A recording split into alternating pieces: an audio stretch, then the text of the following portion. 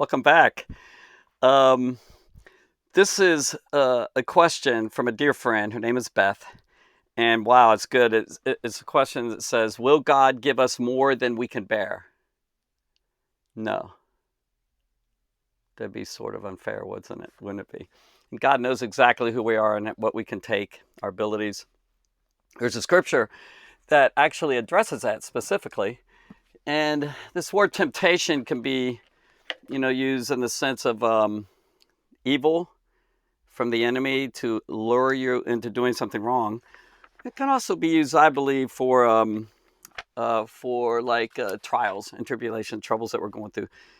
If you want to, you could take a look at it. It's 1 Corinthians chapter 10. I think it's verse 10 or something. Verse 13. Here's what it says. It says, there hath no temptation taken you, but such as is common to man. We all go through different things. It's common. Certainly there are unique things that happen to people, but basically overall, we're all going through different things. We have emotions, we have bodies, we have wills, we have, our minds and all. It says there's no temptation taken you, but such as common to man. That can be encouraging to know, well, I'm not the only one going through this. The scripture says, but God is faithful. God is faithful. It's great news. He really is. He can be depended on. He's trustworthy. But he also hangs in there with us. He just doesn't leave us. Scripture says in Hebrews 13:5, he's echoing the Old Testament wonderful scriptures, like in Joshua, for example, I will never leave you nor forsake you. That's good. But God is faithful, who will not allow you, permit you, suffer you to be tempted above that you're able. It's not going to allow you to go through something you can't handle. He goes on and gives us a wonderful promise. But will with the temptation, or maybe it could be trouble or tribulation that you're going through, also make a way of escape. There's always a way out.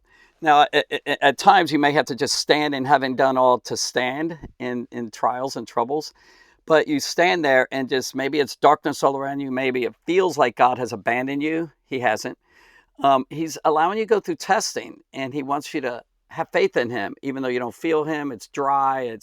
Maybe it was really horrible. Maybe you're in depression, deep anxiety, fears. You're coming against a circumstance as scary as all get out.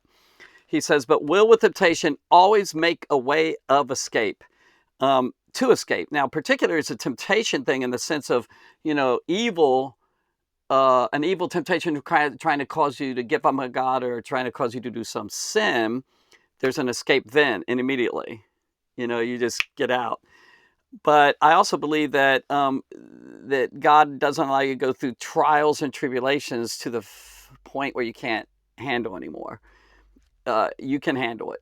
And if you're here handling it, you obviously can handle it. If it gets worse, so be it.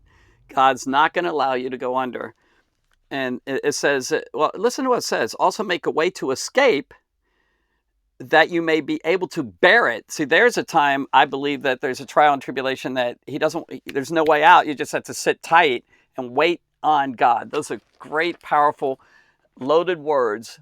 There's a waiting on God that needs to happen in our hearts and our lives. I think we need to be in a perpetual, continual state of waiting on God, depending on him. And when you're going through those real tough times, wait on God, and he will allow you to escape out of it soon, or he will allow you to bear it, endure it. Endure means to stand up under. So you stand up under it until God himself says, now's the time, and then he releases you. Great question, Beth. God bless you.